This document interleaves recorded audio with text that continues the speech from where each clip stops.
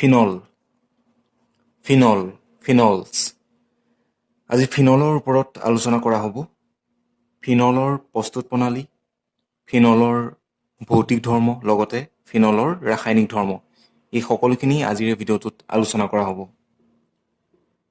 প্ৰথমে আমি ফিনলৰ বিষয়ে কিছু কথা জানিব লাগিব। এতিয়া হাইড্ৰ'কাৰ্বনবিলাক বহলকৈ দুটা ভাগত ভাগ কৰাইছে। এতিয়া হাইড্ৰ'কাৰ্বনবিলাক বহলকৈ দুটা ভাগত ভাগ কৰোৱা হৈছে। হাইড্ৰ'কাৰ্বনবিলাক বহলকৈ দুটা ভাগত ভগোৱা হৈছে। এটা হৈছে এলিফেটিক, এটা কোৱা হয় এলিফেটিক হাইড্ৰ'কাৰ্বন।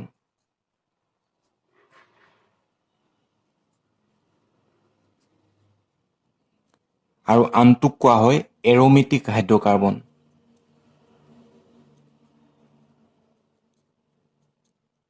এতিয়া এলিফেটিক হাইড্ৰ'কাৰ্বন মানে, এলিফেটিক হাইড্ৰ'কাৰ্বন বুলি কওঁতে এলকেন শ্ৰেণীৰ যৌগবিলাক, এলকিন শ্ৰেণীৰ যৌগবিলাক, এলকাইন শ্ৰেণীৰ যৌগবিলাক, সেইবিলাক এলিফেটিক হাইড্ৰ'কাৰ্বনত পৰিব। আৰু এৰ'মেটিক হাইড্ৰ'কাৰ্বন বুলি কওঁতে ৰিং থাকিব লাগিব, যেনে বেঞ্জিন ৰিং। চ' ৰিং টাইপ যেতিয়া হ'ব তেতিয়া আমি ক'ম এৰ'মেটিক হাইড্ৰ'কাৰ্বন বুলি। উদাহৰণস্বৰূপে বেঞ্জিন। চ' ফিনল বুলি কওঁতে ফিনলৰ ডেফিনেশ্যনটো এনেকুৱা হয়, এৰ'মেটিক হাইড্ৰ'কাৰ্বনত থকা এটা হাইড্ৰজেন পৰমাণু OH থোপৰ দ্বাৰা প্ৰতিস্থাপিত হ'লে তাক ফিনল বোলা হয়। এতিয়া কি বুলি কোৱা হৈছিলে? এৰ'মেটিক হাইড্ৰ'কাৰ্বনত থকা এটা হাইড্ৰজেন পৰমাণু। এতিয়া এৰ'মেটিক হাইড্ৰ'কাৰ্বন বুলি কওঁতে মই লৈছোঁ বেঞ্জিন। এইটো হৈছে এটা এৰ'মেটিক হাইড্ৰ'কাৰ্বন। এৰ'মেটিক হাইড্ৰ'কাৰ্বনত থকা হাইড্ৰজেন পৰমাণু এটা OH থোপৰ দ্বাৰা প্ৰতিস্থাপিত হ'লে তাক ফিনল বোলা হয়। এতিয়া ইয়াৰ পৰা হাইড্ৰজেন এটা কি কৰিব লাগিব? আমি আঁতৰাব লাগিব। এই বেঞ্জিন ৰিংটোৰ পৰা আমি হাইড্ৰজেন এটা আঁতৰালোঁ। ইয়াত মই আকোতে এনেকৈ আঁকিছোঁ, কিন্তু বেঞ্জিন মানে কি? আমি কি বুজোঁ? বেঞ্জিন মানে হৈছে C6H6। ইয়াত 6টা কাৰ্বন আছে, 6টা হাইড্ৰজেন আছে। চ' এই বেঞ্জিনৰ পৰা আমি এটা হাইড্ৰজেন আঁতৰাই দিলোঁ। এটা হাইড্ৰজেন আঁতৰালে কি হ'ব? এটা জেগা খালী হ'ব। সেই জেগাটোত আমি কি প্ৰতিষ্ঠা কৰিব লাগিব? OH। বুজি পাইছা? ইয়াৰ পৰা আমি হাইড্ৰজেন এটা আঁতৰাই দিলোঁ। এইখিনি মই দেখুৱাই দিয়া নাই আঁকি পেলাই। কাৰ্বন, হাইড্ৰজেন এইবিলাক ইয়াত দেখুৱাই দিয়া হোৱা নাই, কিন্তু দেখুৱাই নিদিলেও বুজি পাব লাগিব। অলৰেডি ইয়াৰ আগৰ এটা ভিডিঅ'ত যিহেতু মই দেখুৱাই দিছিলোঁৱেই, আকৌ দেখুৱাই দিব বিচৰা নাই মই। এটা হাইড্ৰজেন আমি আঁতৰালোঁ, ইয়াত এটা জেগা খালী হৈ থাকিব এনেকৈ। এতিয়া সেই জেগাটোত আমি কি কৰিব পাৰোঁ? এই বান্ধনীডালৰ এটা মূৰত আমি OH এটা বহুৱাব পাৰোঁ। গতিকে আমি এটা OH প্ৰতিষ্ঠা কৰিলোঁ। হাইড্ৰজেন পৰমাণুটো OH থোপৰ দ্বাৰা প্ৰতিস্থাপিত হ'ল। বুজি পাইছা? ইয়াত এই ঠাইখিনিত আগতে কি আছিলে? এটা হাইড্ৰজেন আছিলে ইয়াত। সেই হাইড্ৰজেনটো কিহৰ দ্বাৰা প্ৰতিস্থাপিত হ'ল? OH থোপৰ দ্বাৰা। হাইড্ৰজেন পৰমাণুটো OH থোপৰ দ্বাৰা প্ৰতিস্থাপিত হ'ল। আৰু ফলত যিটো উৎপাদিত পদাৰ্থ পালোঁ তাক কোৱা হয় ফিনল। ইয়াৰ নামটো কি হ'ব এতিয়া? ফিনল।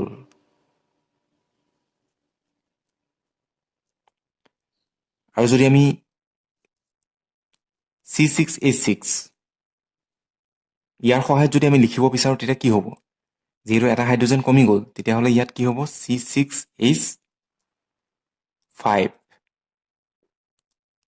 C6H5OH এনেকুৱা হৈ আছে।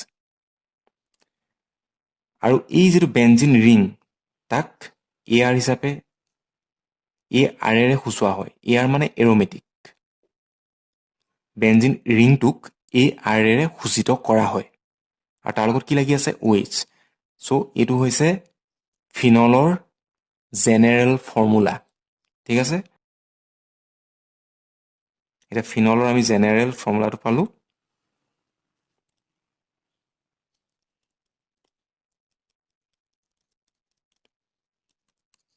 AROH।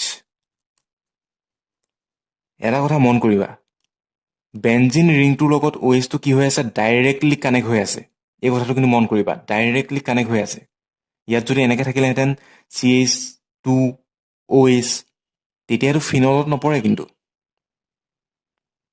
বহুত ল'ৰা ছোৱালী এইটো প্ৰব্লেম বুজি নাপায় সেইকাৰণে কথাটো কওঁতেই ভালকৈ মন কৰিবা OH-টো ডাইৰেক্টলি কানেক্ট হৈ থাকিব লাগিব যদি এনেকৈ থাকে যদি ইয়াত OH-ৰ ঠাইত কি থাকে CH2OH তেনেকৈ থাকিলে এইটো ফিনলত নপৰে কাৰণ ডাইৰেক্টলি কানেক্ট হৈ থকা নুবুজায় সেইটোৱে বুজি পাইছা সেইটো ডাইৰেক্টলি কানেক্ট হৈ থকা নুবুজায় এইফালে এইবোৰ CH3 কিবা কিবি লগ লাগি থাকিব পাৰে কিন্তু আমি এইটো চাব লাগিব যে OH মূলকটো কেনেকৈ লগ লাগি আছে বেঞ্জিন ৰিংটোৰ লগত ডাইৰেক্টলি লগ লাগি আছে নে নাই যদি আছে তেতিয়াহে ই ফিনল হ'ব নহ'লে সেইটো এলকহলত পৰি যাব স্বৰূপে তোমালোকক মই এটা উদাহৰণ দেখুৱাই দিছোঁ এটা উদাহৰণ চাই লোৱা এতিয়া ইয়াত চোৱা এইটো এটা বেঞ্জিন ৰিং ঠিক আছে OH-টো আছে এতিয়া বেঞ্জিন ৰিংটোৰ লগত OH-টো ডাইৰেক্টলি আছে জানো বেঞ্জিন ৰিংটোৰ লগত OH-টো ডাইৰেক্টলি কানেক্ট হৈ থকা নাই চ' এইটো কি হ'ব ফিনল হ'ব জানো ফিনল নহয় এইটো কোৱা হয় এলকহল ওপৰত দিছেই যে প্ৰাইমাৰী ছেকেণ্ডেৰী টাৰ্চিয়াৰী এলকহল হিচাপে চিনাক্ত কৰা বুজি পাইছা কথাটো ডাইৰেক্টলি OH-টো এই বেঞ্জিন ৰিংটোৰ লগত কানেক্ট হৈ থকা নাই সেইকাৰণে এইটো ফিনল নহয় ফিনল হ'বলৈ হ'লে ডাইৰেক্টলি কানেক্ট হৈ থাকিব লাগিব তেতিয়া ফিনল হ'ব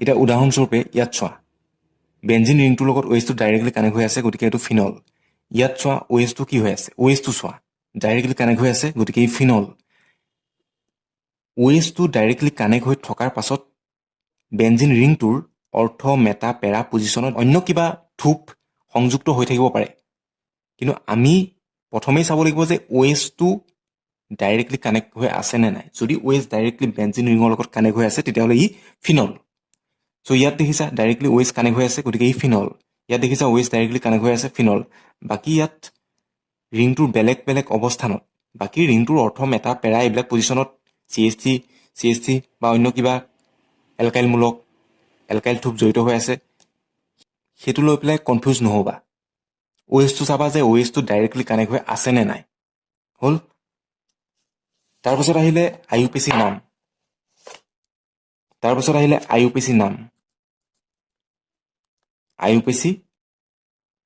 নাম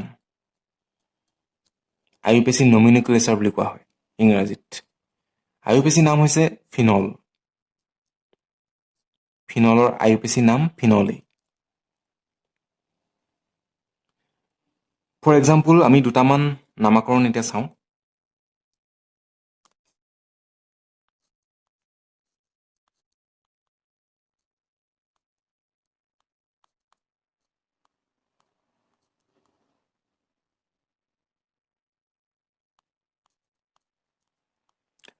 ইয়াৰ নামটো কি হ'ব দুটা OH মূলক বেঞ্জিন ৰিংটোৰ লগত কানেক্ট হৈ আছে চ' এতিয়া দুটা OH মূলক আছে গতিকে আমি পজিশ্যনটোৰ কথা উল্লেখ কৰিব লাগিব চ' ইয়াৰ নামটো হ'ব IUPAC নামটো হ'ব বেঞ্জিন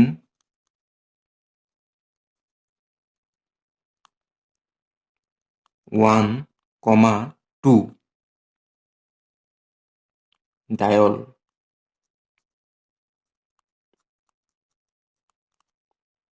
বেঞ্জিন 1,2 ডায়ল যিহেতু দুটা OH আছে সেইকাৰণে ডায়ল বুলি কোৱা হৈছে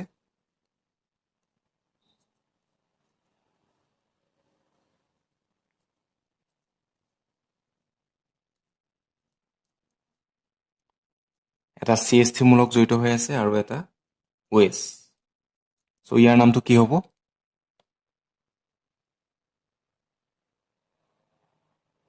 CH3 মূলকটো ক'ত আছে 1 2 3 4 4 নম্বৰ অৱস্থানত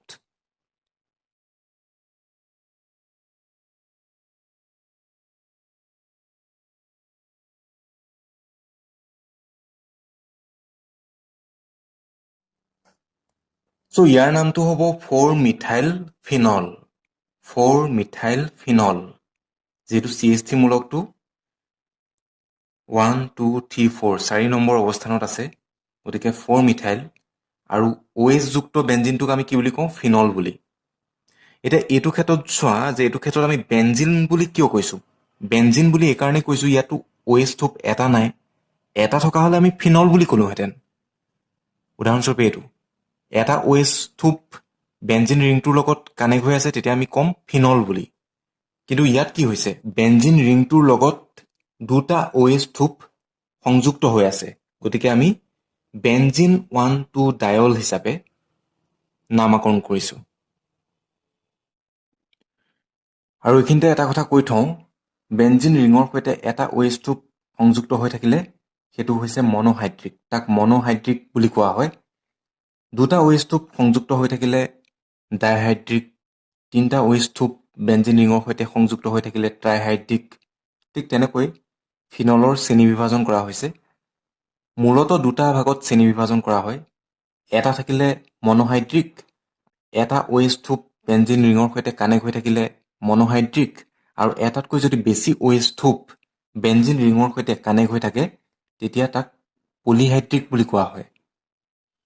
এতিয়া এটাতকৈ বেছি বুলি কওঁতে দুটা, তিনিটা, উদাহৰণস্বৰূপে ডাইহাইড্ৰিক, ট্ৰাইহাইড্ৰিক, তেতিয়া তাক পলিহাইড্ৰিক বুলি কোৱা হয়। এতিয়া আমি আলোচনা কৰিম ফিনলৰ প্ৰস্তুত প্ৰণালী। ফিনলৰ প্ৰস্তুতকৰণ, প্ৰিপেৰেশ্যন অফ ফিনলছ। ফিনল কেনেকৈ প্ৰস্তুত কৰা হয়, ফিনল কেনেকৈ উৎপন্ন কৰোৱা হয়। এক নম্বৰতে হেলো এৰিনৰ পৰা ফিনল প্ৰস্তুত কৰা হয়। হেলো এৰিনৰ পৰা ফিনল।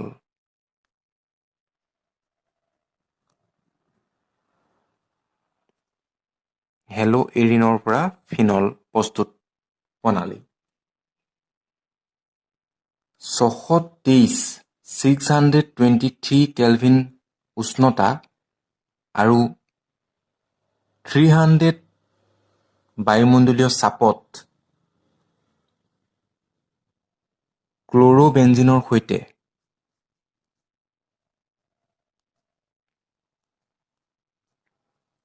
ক্ল'ৰ'বেঞ্জিনটো কি? এটা হেলো এৰিন। হেলো এৰিনৰ এটা উদাহৰণ। ক্ল'ৰ'বেঞ্জিনৰ সৈতে ছ'ডিয়াম হাইড্ৰক্সাইড,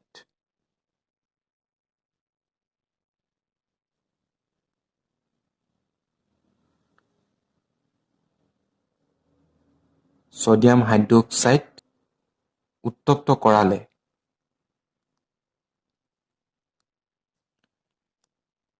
ছ'ডিয়াম ফিনক্সাইড উৎপন্ন হয়। ছ'ডিয়াম ফিনক্সাইড উৎপন্ন হয়। ONA, এইটো হৈছে ছ'ডিয়াম ফিনক্সাইড।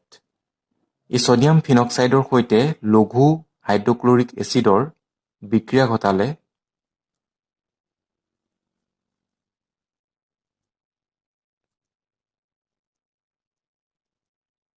ফিনল প্ৰস্তুত হয়। ফিনল প্ৰস্তুত হয়। ইয়াত O2 আংশিকভাৱে ঋণাত্মক আৰু ছ'ডিয়ামটো আংশিকভাৱে ধনাত্মক। এই বিক্ৰিয়াটোৰ এটা নাম আছে, সেইটো হৈছে ডাউ প্ৰচেছ।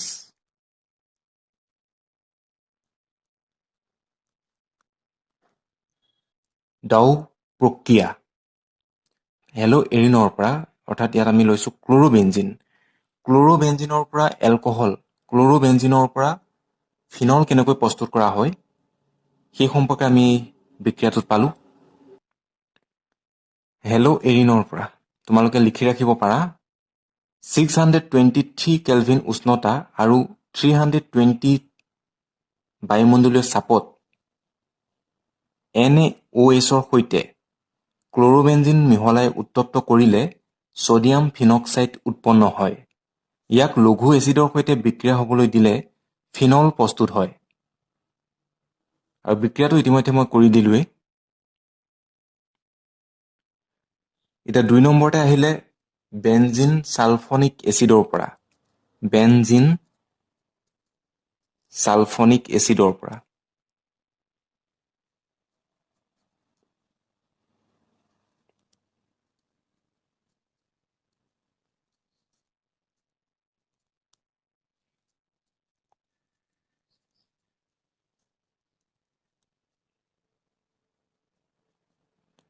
বেনজিন ছালফনিক এচিডৰ পৰা ফিনল প্ৰস্তুত কৰা হয়।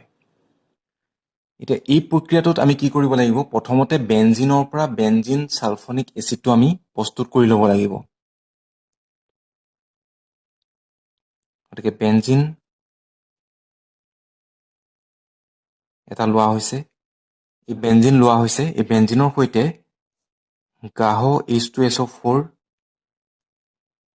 গ্ৰাহ ছালফিউৰিক এচিডৰ বিক্ৰিয়া ঘটালে বেনজিন ছালফনিক এচিড প্ৰস্তুত হ'ব।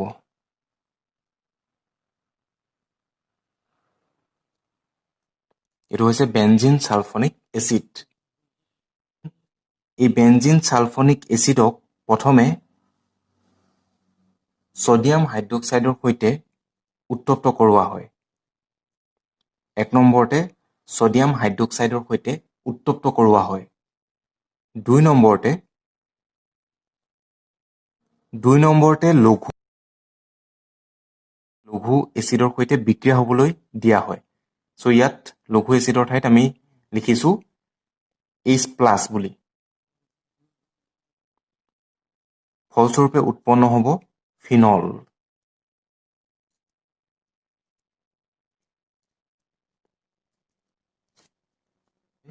এইখিনিতে এটা কথা মন কৰিবা, যেতিয়া আমি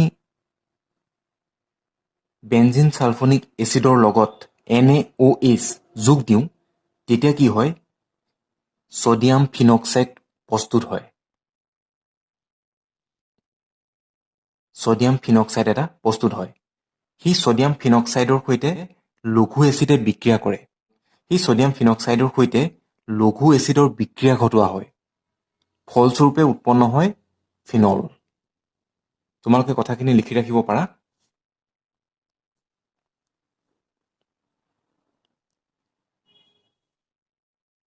বেনজিন ছালফনিক এচিডৰ পৰা ফিনল। এই পদ্ধতিত বেনজিন ছালফনিক এচিডক প্ৰথমে গলিত ছডিয়াম হাইড্ৰক্সাইডৰ সৈতে উত্তপ্ত কৰি ছডিয়াম ফিনক্সাইড উৎপন্ন কৰা হয়। ইয়াক লঘু এচিডৰ সৈতে বিক্ৰিয়া হ'বলৈ দিলে ফিনল প্ৰস্তুত হয়। আৰু এই বিক্ৰিয়াটো ইতিমধ্যে মই কৰি দেখুৱালোৱে তোমালোকক। বিক্ৰিয়াটো টুকি ৰাখিবা। 3 নম্বৰতে আহিলে ডাইজনিয়াম লৱণৰ পৰা। 3 নম্বৰতে আহিলে diazonium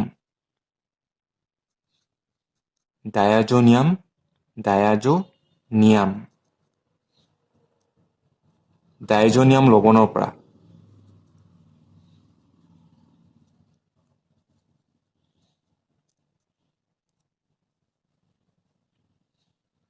primary aromatic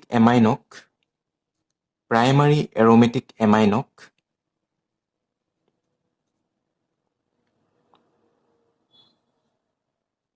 NaNO2 plus HCl এই মিশ্ৰটোৰ সৈতে নিম্ন উষ্ণতাত বিক্ৰিয়া ঘটালে, নিম্ন উষ্ণতা মানে 273 পৰা 278 কেলভিন উষ্ণতাত। তাৰমানে আমি যদি চেণ্টিগ্ৰেডত কওঁ তেতিয়া কিমান হ'ব? চেণ্টিগ্ৰেডত ক'বলৈ গ'লে এতিয়া ইয়াক যদি আমি 273 পৰা 278 কেলভিন উষ্ণতা, এতিয়া এইটো কেলভিনত আছে। যদি মই চেণ্টিগ্ৰেডত কওঁ 0 ডিগ্ৰীৰ পৰা 5 ডিগ্ৰী চেণ্টিগ্ৰেড। গতিকে নিম্ন উষ্ণতা। বুজি পাইছা? সেইকাৰণে কোৱা হৈছে নিম্ন উষ্ণতাত বিক্ৰিয়া ঘটালে কাৰ সৈতে? NaNO2 প্লাছ HCl এই মিশ্ৰটোৰ সৈতে প্ৰাইমাৰী এৰোমেটিক এমাইনৰ বিক্ৰিয়া ঘটালে বেনজিন ডাইজনিয়াম লৱণৰ প্ৰস্তুত হয়।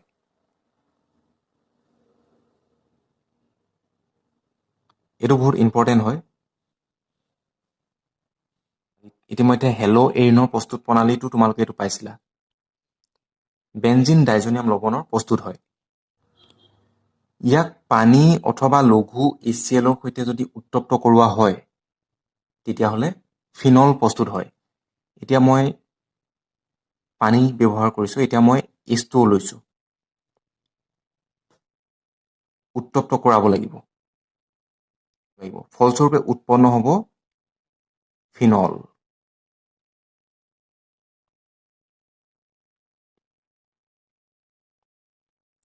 চ' এইটো হৈছে ফিনলৰ এটা প্ৰস্তুত প্ৰণালী।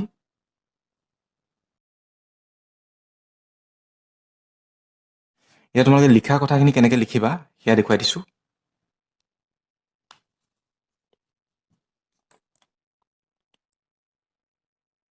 (273) পৰা 278 কেলভিন উষ্ণতাত প্ৰাইমাৰী এৰোমেটিক এমাইনৰ সৈতে নাইট্ৰাছ এচিডৰ, নাইট্ৰাছ এচিড মানে NaNO2 প্লাছ HCl মিশ্ৰটো কোৱা হৈছে, বিক্ৰিয়া ঘটালে বেঞ্জিন ডাইজনিয়াম লৱণ প্ৰস্তুত হয়। ইয়াক পানী অথবা লঘু এচিডৰ সৈতে উত্তপ্ত কৰালে ইয়াৰ জল অপঘটন ঘটি ফিনল প্ৰস্তুত হয়। পানীৰ ঠাইত আমি কি ব্যৱহাৰ কৰিব পাৰোঁ? লঘু এচিড ব্যৱহাৰ কৰিব পাৰোঁ। চ' তোমালোকে ইয়াত এটা কথা লক্ষ্য কৰিবা, পানীৰ ঠাইত কি ব্যৱহাৰ কৰিব পাৰি? লঘু এচিড ব্যৱহাৰ কৰিব পাৰি। ফলস্বৰূপে উৎপন্ন হ'ব ফিনল। চ' এই তিনিটাই আছিলে ফিনলৰ প্ৰস্তুত প্ৰণালী। ফিনলৰ ভৌতিক ধৰ্ম 1 নম্বৰতে আহিলে উতলাংক। উতলাংকৰ ক্ষেত্ৰত তোমালোকে লিখি থবা যে ফিনলৰ ক্ষেত্ৰত কাৰ্বন পৰমাণুৰ সংখ্যা বাঢ়িলে তাৰ উতলাংকৰ মান বৃদ্ধি পায়। ফিনলৰ ক্ষেত্ৰত কাৰ্বন পৰমাণুৰ সংখ্যা বৃদ্ধি পালে তাৰ উতলাংক বৃদ্ধি পাব। উদাহৰণস্বৰূপে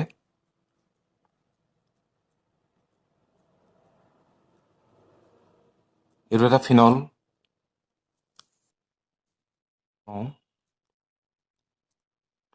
ধৰি লোৱা ইয়াত CH3 প্ৰতিস্থাপিত হৈ আছে। চ' এই দুটাৰ ভিতৰত অভিয়াছলি ইয়াত কি হৈ আছে? কাৰ্বনৰ সংখ্যা বেছি আছে, গতিকে উতলাংক কাৰ বেছি হ'ব? ইয়াৰ। বুজি পাইছা? ফিনলৰ ক্ষেত্ৰত কাৰ্বন পৰমাণুৰ সংখ্যা বৃদ্ধি পালে উতলাংকৰ মান বৃদ্ধি পায়। ইয়াত কাৰ্বন 6টা আছে, ইয়াত কাৰ্বন 7টা আছে। তাৰপিছত আহিলে দ্ৰৱণীয়তা। দ্ৰৱণীয়তাৰ ক্ষেত্ৰত লিখি থবা ফিনল পানীত অদ্ৰৱণীয়। সাধাৰণতে এৰোমেটিক হাইড্ৰকাৰ্বনবিলাক পানীত দ্ৰৱণীয় নহয়। আৰু কি কাৰণে পানীত দ্ৰৱণীয় নহয়? কাৰণ ফিনলে পানীৰ অণুৰ সৈতে H2ওৰ সৈতে হাইড্ৰজেন বান্ধনি গঠন কৰিব নোৱাৰে। সেইবাবে ফিনল পানীত অদ্ৰৱণীয়।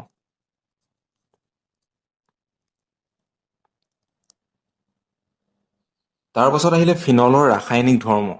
ফিনলৰ ৰাসায়নিক ধৰ্ম বুলি কওঁতে ফিনলৰ এচিড ধৰ্ম আছে।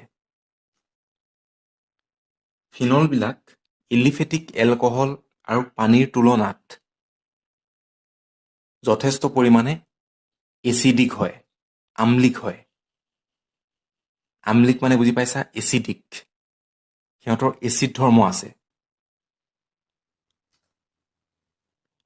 এতিয়া এচিড ধৰ্ম মানেনো কি? এচিড ধৰ্ম মানে হৈছে ফিনলত যে OH থোপটো আছে, OH, ফিনলত কি আছে? OH থোপ এটা। ফিনলত কি আছে? বেঞ্জিন ৰিংটোৰ লগত OH থোপ এটা আছে। এই যিটো OH থোপ আছে, OH থোপটোৰ যিটো হাইড্ৰজেন পৰমাণু, যিটো ইয়াত হাইড্ৰজেন পৰমাণু লগ হৈ আছে, সেই হাইড্ৰজেন পৰমাণুটো H+ আয়ন হিচাপে সহজে আঁতৰি যাব পাৰে। সেইটোকে কোৱা হৈছে যে ফিনলৰ এচিড ধৰ্মটো এলিফেটিক এলকহল আৰু পানীৰ তুলনাত বেছি। ফিনলৰ সংস্পন্দন গঠনত কি হয়? এই OH মূলকটোৰ অক্সিজেন পৰমাণুটোৱে আংশিকভাৱে ধনাত্মক আধান লাভ কৰে আৰু এই H2H+ আয়ন হিচাপে আঁতৰি যাব পাৰে। এতিয়া ফিনলৰ ক্ষেত্ৰত কি হয়? বেঞ্জিন ৰিঙত যি OH মূলক সংযুক্ত হৈ আছে, সংস্পন্দনৰ কাৰণে এই অক্সিজেন পৰমাণুটো আংশিকভাৱে ধনাত্মক হৈ পৰে, যাৰ ফলস্বৰূপে O আৰু Hৰ মাজত যি বান্ধনি আছে, সেই বান্ধনিডাল ধ্ৰুৱীয় হৈ পৰে।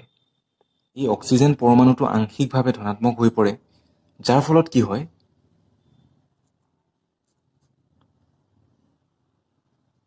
এই বান্ধনিডালত যি দুটা ইলেক্ট্ৰন ভাগ বতৰা হৈ আছে, এই বান্ধনীডালত যি দুটা ইলেক্ট্ৰন জড়িত হৈ আছে, সেই ইলেক্ট্ৰন দুটাক এই অক্সিজেনটোৱে নিজৰ ফালে টানে। যিহেতু এই অক্সিজেন পৰমাণুটো আংশিকভাৱে ধনাত্মক হৈ পৰিছে, সেইবাবে OH বান্ধনীত থকা ইলেক্ট্ৰন দুটাক অক্সিজেন পৰমাণুটোৱে নিজৰ ফালে টানে। ফলস্বৰূপে এই হাইড্ৰজেন পৰমাণুটো H+ হিচাপে খুব সহজে H+ হিচাপে আঁতৰি যায় বা আঁতৰি যাব পাৰে। আকৌ যদি এই ফিনলটোত কোনো প্ৰতিস্থাপিত ইলেক্ট্ৰন আকৰ্ষীমূলক থাকে, উদাহৰণস্বৰূপে NO2, NO2ৰ উপস্থিতিত কি হ'ব? এচিড ধৰ্মটো আৰু বাঢ়ি যাব। কাৰণ NO2ৱে কি কৰিব?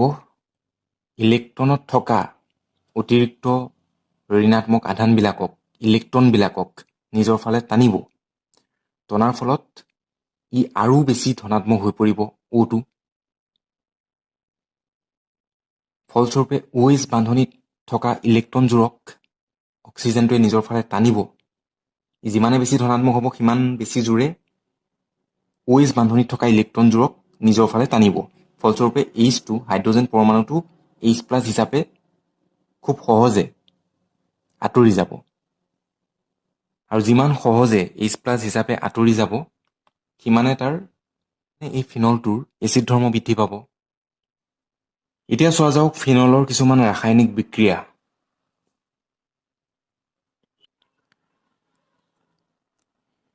এক নম্বৰতে সক্ৰিয় ধাতুৰ সৈতে ফিনলৰ বিক্ৰিয়া। সক্ৰিয় ধাতু যেনে ছডিয়াম, পটাছিয়াম, এলুমিনিয়াম। ফিনলে সক্ৰিয় ধাতু যেনে ছডিয়াম, পটাছিয়াম, এলুমিনিয়াম আদিৰ সৈতে বিক্ৰিয়া কৰি অনুৰূপ ফিনক্সাইড আৰু হাইড্ৰজেন গেছ উৎপন্ন কৰে।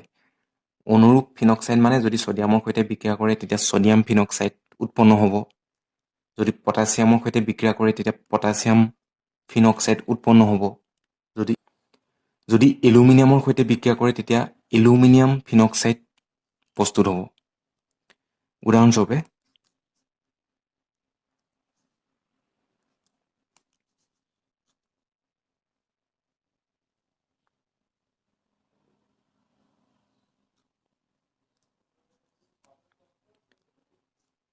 OHটো আমি ইয়াত লৈছোঁ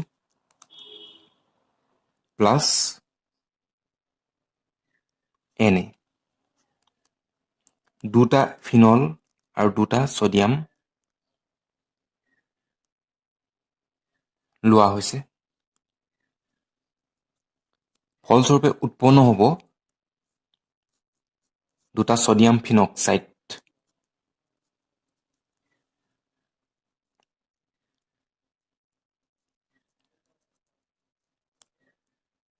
প্লাছ H2O। এইটোক কোৱা হয় sodium ফিনক্সাইড।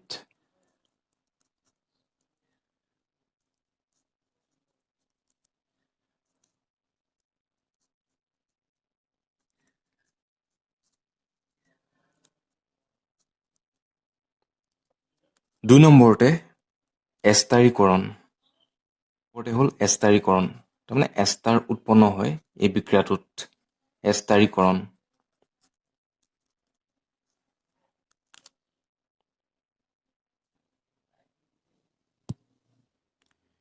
Finlay carboxylic acid, acid chloride আৰু এচিড এনহাইড্ৰাইডৰ লগত বিক্ৰিয়া কৰি এষ্টাৰ উৎপন্ন কৰে।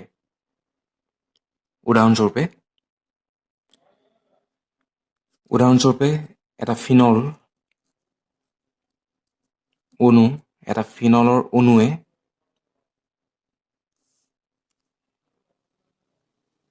এচিড ক্লৰাইড আমি লৈছোঁ।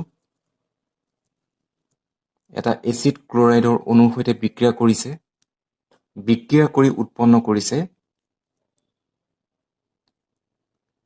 ফিনাইল এচিটেট, তাৰমানে এষ্টাৰ উৎপন্ন কৰিছে।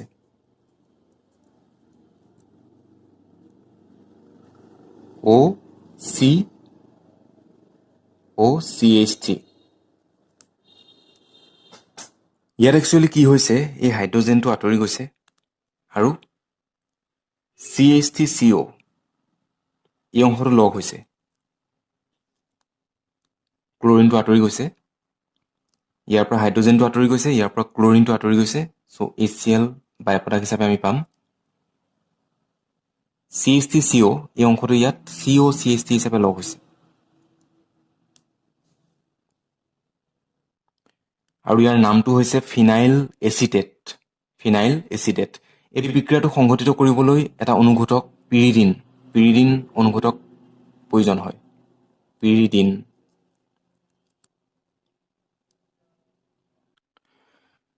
3 নম্বৰতে আহিলে ইলেক্ট্ৰফিলিও এৰোমেটিক প্ৰতিস্থাপন ফিনলত যি OH মূলক থাকে এই OH মূলকৰ কাৰণে বেঞ্জিন ৰিংটো ইলেক্ট্ৰফিলিও প্ৰতিস্থাপন বিক্ৰিয়াৰ প্ৰতি সক্ৰিয় হৈ উঠে ইলেক্ট্ৰফিলিও প্ৰতিস্থাপন বিক্ৰিয়াৰ প্ৰতি সক্ৰিয় হৈ উঠে আৰু ইলেক্ট্ৰফাইলবিলাকে ফিনলত অৰ্থ আৰু পেৰা স্থান এই দুটা স্থানত সংস্থাপিত হয় প্ৰথমে চোৱা যাওক নাইট্ৰেচন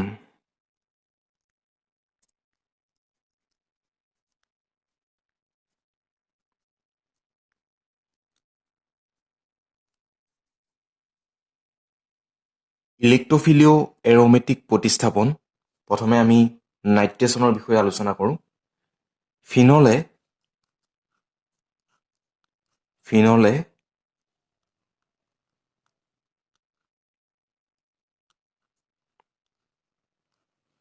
298 কেলভিন উষ্ণতাত লঘু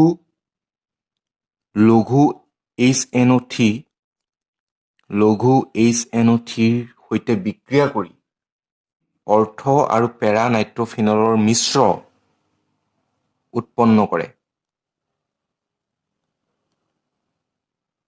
অৰ্থ আৰু পেৰা অৰ্থ হলে ইয়াত আহিব আৰু পেৰা নাইট্ৰফিনল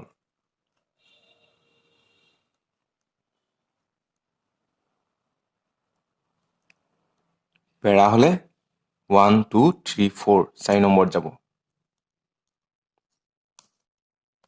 অৰ্থ আৰু পেৰা নাইট্ৰফিনলৰ মিশ্ৰ প্ৰস্তুত কৰে এইটো হৈছে অৰ্থ নাইট্ৰফিনল আৰু এইটো হৈছে পেৰা নাইট্ৰফিনল এই অৰ্থ আৰু পেৰা নাইট্ৰফিনলৰ যি মিশ্ৰ প্ৰস্তুত হয় সেই মিশ্ৰৰ পৰা অৰ্থ আৰু পেৰা নাইট্ৰফিনলক যদি আমি পৃথক কৰিব বিচাৰোঁ তেতিয়া আমি ভাপ পাতন প্ৰক্ৰিয়াৰ সহায় ল'ব লাগিব ষ্টিম ডিষ্টিলেশ্যনৰ সহায় ল'ব লাগিব ভাপ পাতন প্ৰক্ৰিয়াৰ সহায়ত অৰ্থ আৰু পেৰা নাইট্ৰফিনলক পৰস্পৰৰ পৰা পৃথক কৰা হয়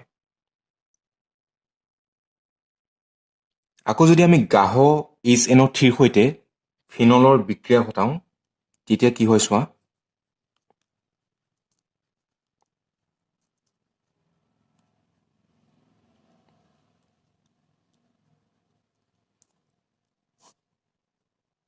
প্ৰথমে লঘু HNO3 ৰ সৈতে আমি বিক্ৰিয়া ঘটাইছিলোঁ এইবাৰ গাঢ় HNO3 ৰ সৈতে আমি বিক্ৰিয়া ঘটাম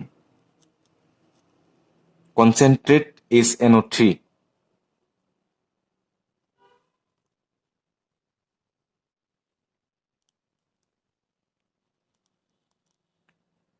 তেতিয়া কি হ'ব তিনিটা নাইট্ৰমূলক অৰ্থ পেৰা পজিশ্যনত সংস্থাপিত হ'ব তিনিটা নাইট্ৰমূলক অৰ্থ পেৰা পজিশ্যনত সংস্থাপিত হ'ব এইটো অৰ্থ পজিশ্যন NO2 এইটো পেৰা পজিশ্যন NO2 আৰু এটা অৰ্থ পজিশ্যন আছে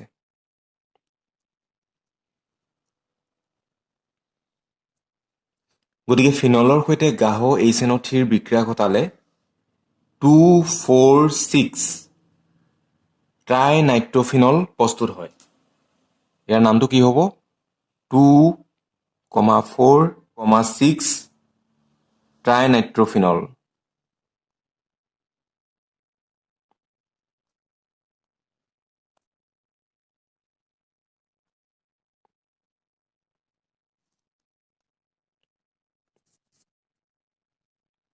এতিয়া আহিলে হেলোজেনেশ্যন।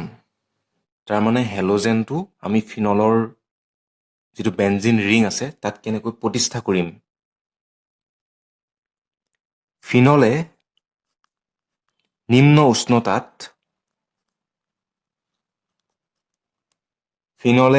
উষ্ণতাত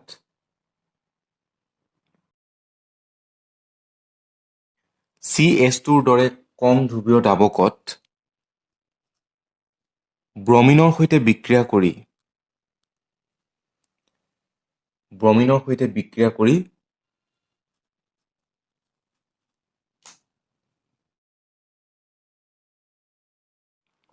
অৰ্থ আৰু পেৰা ব্ৰমো বেঞ্জিন প্ৰস্তুত কৰে। এইটো হৈছে অৰ্থ ব্ৰমো বেঞ্জিন, লগতে পেৰা ব্ৰমো বেঞ্জিন প্ৰস্তুত কৰিব।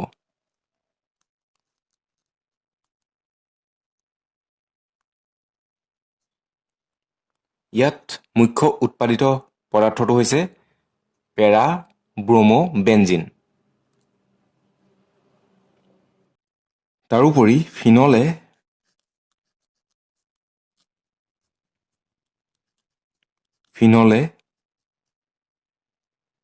ব্ৰমিন পানীৰ সৈতে বিক্ৰিয়া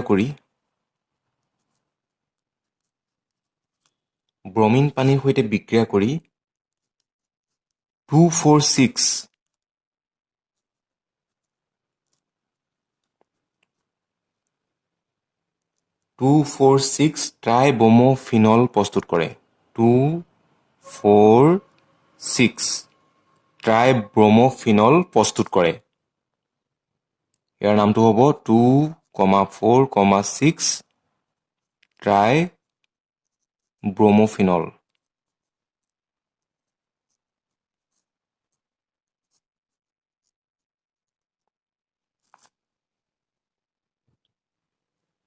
এতিয়া লিখা কথাখিনি চোৱা কেনেকৈ লিখিবা। নাইট্ৰেশ্যন ফিনলে নিম্ন উষ্ণতাত 298 কেলভিন উষ্ণতাত লঘু HNO3ৰ সৈতে বিক্ৰিয়া কৰি অৰ্থ আৰু পেৰা নাইট্ৰফিনলৰ মিশ্ৰ প্ৰস্তুত কৰে। বিক্ৰিয়াটো ইতিমধ্যে মই দেখুৱালোৱেই। আনহাতে গ্ৰাহ HNO3ৰ লগত বিক্ৰিয়া কৰি ফিনলে 2,4,6 ট্ৰাইনাইট্ৰফিনল উৎপন্ন কৰে। এই বিক্ৰিয়াটো ইতিমধ্যে কৰি দেখুওৱা হ'ল। তাৰপিছত হেলোজেনেশ্যন। ফিনলে নিম্ন উষ্ণতাত CaCl3 ক্ল'ৰ'ফৰ্ম অথবা CH2ৰ দৰে কম ধ্ৰুৱীয় দ্ৰাৱকত ৰখা ব্ৰমিনৰ সৈতে বিক্ৰিয়া কৰি অৰ্থ আৰু পেৰা ব্ৰমোফিনল উৎপন্ন কৰে। বিক্ৰিয়াটো ইতিমধ্যে দেখুৱাই দিয়া হৈছে। আনহাতে ফিনলে ব্ৰমিন পানীৰ সৈতে বিক্ৰিয়া কৰি 2,4,6 ট্ৰাইব্ৰমোফিনলৰ বগা অৰ্ধক্ষেপ প্ৰস্তুত কৰে। এতিয়া এইটো বগা অৰ্ধক্ষেপ হিচাপে পৰি ৰ'ব।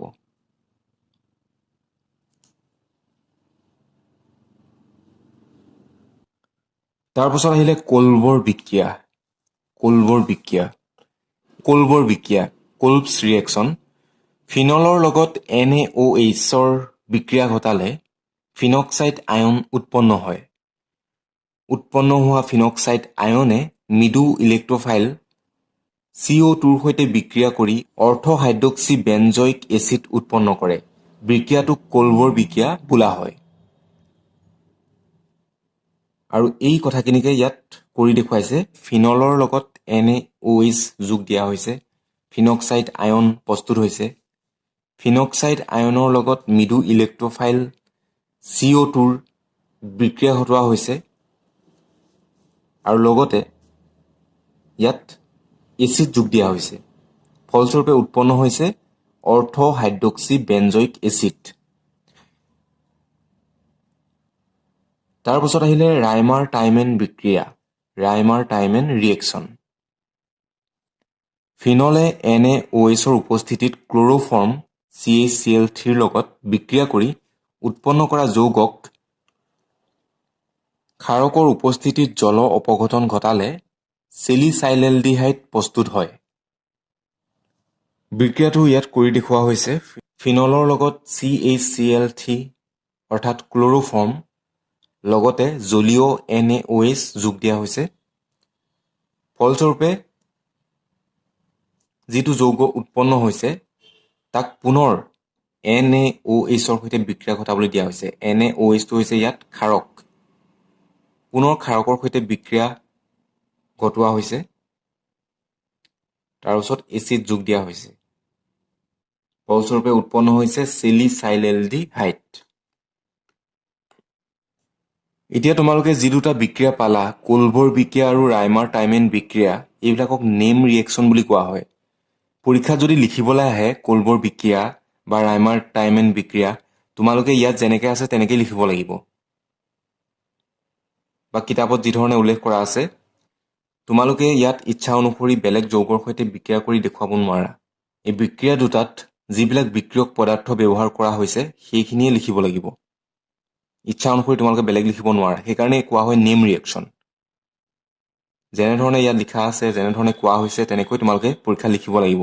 যেতিয়া কোলবৰ বিক্ৰিয়া লিখিবলৈ আহিব, ৰাইমাৰ টাইমেন বিক্ৰিয়া লিখিবলৈ আহিব, এনেধৰণেই লিখিব লাগিব।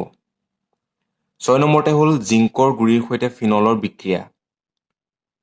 জিংকৰ গুড়িৰ লগত ফিনল উত্তপ্ত কৰিলে বেঞ্জিন প্ৰস্তুত হয়। ইয়াত দেখুৱাই দিয়া হৈছে ফিনলৰ লগত জিংকৰ গুড়ি বিক্ৰিয়া ঘটোৱা হৈছে আৰু লগতে উত্তপ্ত কৰোৱা হৈছে। ফলস্বৰূপে উৎপন্ন হৈছে এটা বেঞ্জিন আৰু বাই প্ৰডাক্ট হিচাপে ZNO জিংক অক্সাইড উৎপন্ন হৈছে। ফিনলৰ ওপৰত ইমানখিনিয়ে আছিলে। ফিনলৰ প্ৰস্তুত প্ৰণালী, ফিনলৰ ভৌতিক ধৰ্ম আৰু লগতে ফিনলৰ ৰাসায়নিক ধৰ্ম, এই সকলোখিনি এই ভিডিঅ'টোত সামৰি লোৱা হৈছিল। তোমালোকে কিতাপখন পঢ়িবা, টেক্সটবুকখন ফ'ল' কৰিবা, টেক্সটবুকখন পঢ়িবা। মষ্ট ইম্পৰ্টেণ্ট যিখিনি টপিক মই সেইখিনি বেছিকৈ ডিছকাশ্যনত ৰাখিছোঁ। গতিকে কিছুমান হয়তো বাদ পৰি গৈছে। গতিকে কিতাপখন পঢ়িবা, কিতাপখন চাবা, তেতিয়া তোমালোকৰ বেছি সহায়ক হ'ব, বেছি ভাল হ'ব।